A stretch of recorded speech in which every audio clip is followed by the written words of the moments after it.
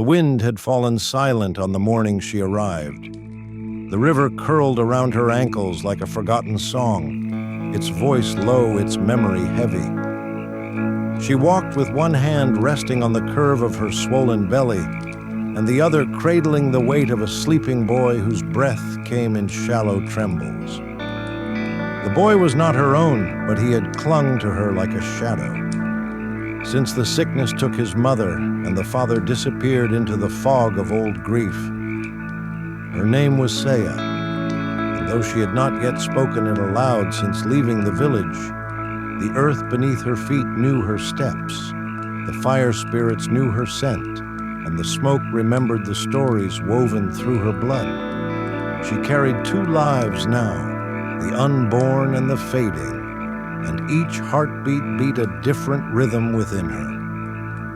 The elders had warned her that the valley of the black stone was cursed, that no woman with child should enter it. And yet it was there she walked, drawn not by choice, but by something older than will, something woven into the fibers of her dreams. She had seen a tree with leaves of smoke and roots that drank the sky. She had heard a voice in the night that told her to follow the path where silence weeps.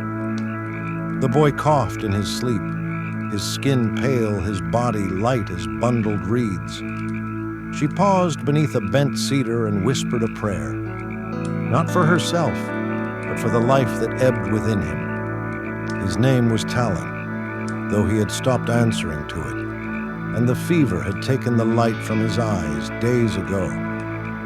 Now he only stirred when the wind rose or when Saya pressed her forehead to his and sang the song of stones, a lullaby. Her grandmother once sang when bones were brittle and hope thin. They walked until the trees thinned and the land opened into a basin of fire-shaped rock. The cave mouth yawned before them like a forgotten mouth of the earth, and Saya felt her unborn child shift as if sensing what waited within. She stepped inside, the cold air kissed her skin, and the scent of old smoke wrapped around her like a shawl.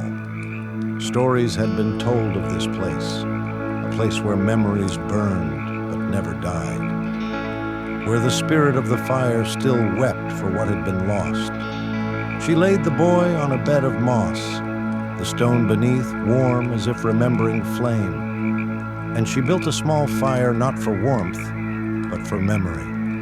She reached into her pouch and scattered cedar and dried berries into the flame. The smoke curled upward and she began to chant, not loudly, not with force, but with breath, soft and deep calling, not to the gods of the sky, but to the ancestors beneath the stone and the smoke faces stirred old and slow. A woman with feathers in her hair, a man with a broken drum, a child with eyes like polished bone. They watched Saya with silence.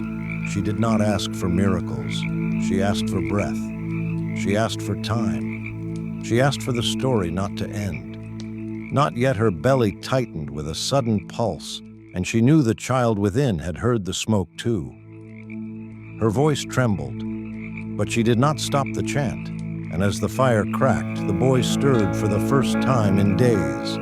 His hand reached weakly toward the smoke, and a sound like a sigh escaped his lips. In that moment, Saya saw something she would never speak of again. She saw a thread of light pass from the fire to the boy, a silver line, thin and trembling as breath. She saw the shadows around the cave edge bend not away but closer as if listening. And she felt the heartbeat within her own body echo twice, once for the child within, and once for the boy, now blinking in the amber light. When dawn came, the fire had burned low, and Talon lay sleeping still, but deeper now, his breath steady, his fever broken. Saya leaned back against the stone and closed her eyes, her body heavy, her spirit light. She dreamt of the smoke tree again, but this time its leaves were green, and its roots reached not into sky, but into her own chest. Days passed, and Saya did not move far. The cave became a cradle, and the smoke a song. Each morning she lit the fire, and the boy would stir, eat sleep, grow stronger each night. She would feel the unborn child turn and pulse, as if dancing to the rhythm of the rising smoke on the seventh night. A voice spoke from the fire. It was not male, not female, not young, not old. It was breath. It said, "The boy is no longer between. He has chosen to stay, and your child will be born. Not with one name, but two, for she carries the weight of both winds, the one that passes and the one that returns." Saya wept then, not from fear, not from grief, but from knowing she was not alone, that the fire had heard, that the smoke had listened, that the breath of her and the children had joined the story that does not end when she left the cave. Talon walked beside her, barefoot and steady. He did not speak, but he hummed a song she had never taught him. And she knew the smoke had given him a memory not his own, but one that would carry him far. The baby stirred as the wind rose, and Saya smiled for the first time in many moons. The valley behind her whispered goodbye, not with words but with scent, cedar and ash and something older, and as she walked back toward the world, she did not know what would come, only that she no longer feared it.